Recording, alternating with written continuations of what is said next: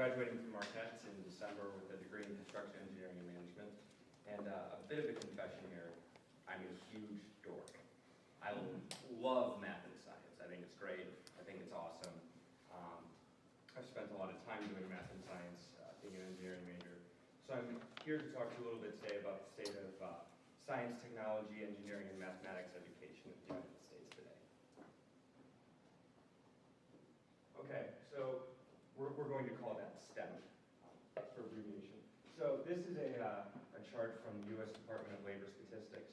What it shows here is that from 2000 to 2010, we're seeing much bigger growth in STEM fields than in non-STEM fields. And this is projected to be even bigger over the next 10 years. So as you can see that as our global economy becomes more and more technology-based, demand for people with STEM educations is really, really growing and quickly. Okay, and this is from the AFL-CIO, which is it's a union organization, national union organization. And what this tells us is that STEM professionals are already 25% of the U.S. labor force. And they're expected to see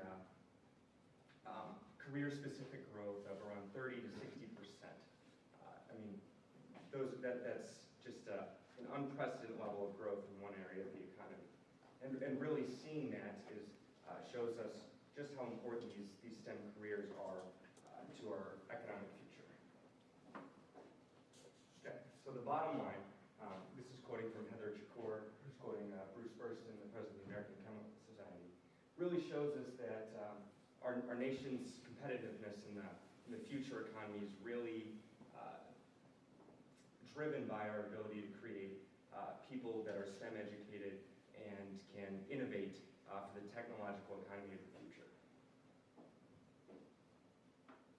Okay, so how are we doing in that area right now? Right now, this is from the U.S. Census data. What this shows us is that from 2000 to projected 2020, the U.S. is going to be making up less and less of the world's college graduates. And really China and India are going to be picking up a lot of that slack. Their ability to employ people, especially in science and technology markets at such low wages, is really going to give us some challenges in terms of growing our own STEM workforces. Alan C. Ornstein did a study of U.S. 4th, 8th, and 12th graders and measured how we performed on math tests and science tests, but this is just the math data, against other industrialized nations. And as you can see, it's bad and getting worse. 4th graders did 8 out of 18, which is middle of the pack. 8th graders did about the same, 23 out of 38, and 12th graders finished dead last out of 20 industrialized nations. So if we as Americans really want to continue to think of ourselves as the leaders in science and technology, something has to change and quickly. So how do we improve science, technology, engineering, and mathematics education? The President's Council of Advisors on Science and Technology have outlined a plan for this that really needs to focus on two things: preparation and inspiration. In my audience analysis survey, 50% of you who are not in STEM majors said you're not in STEM majors because you don't think you have the skills or you're not good enough at math and science. And so that's the first part of this, is we need to focus on preparation. We need to be teaching kids science at a very young age and really helping them develop the skills that they need, that if they want to pursue a STEM major, a STEM career, enter into the STEM workforce, that they have the skills to do so.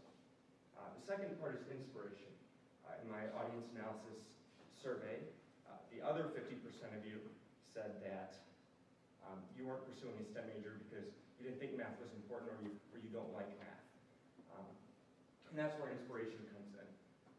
We need to be inspiring kids at a young age that science and technology are extremely important, especially going forward.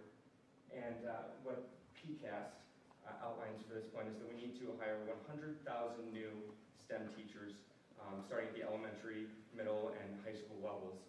And what this will do is we're going to take STEM teachers that are really top of the line in their fields and that have a passion for science and math and can go into schools at a young age and really show kids that this is extremely important.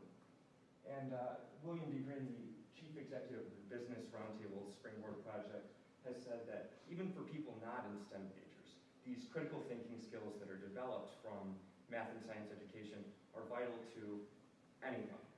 If you want to be highly successful in your field, the ability to solve problems creatively is tantamount to your success. So I just want to leave you today with a quote from the Board on Science Education that says that a highly capable STEM workforce and a population that understands the scientific enterprise are key to the well-being of our nation. So that really shows us that this is something we need to act on quickly if we want to maintain our status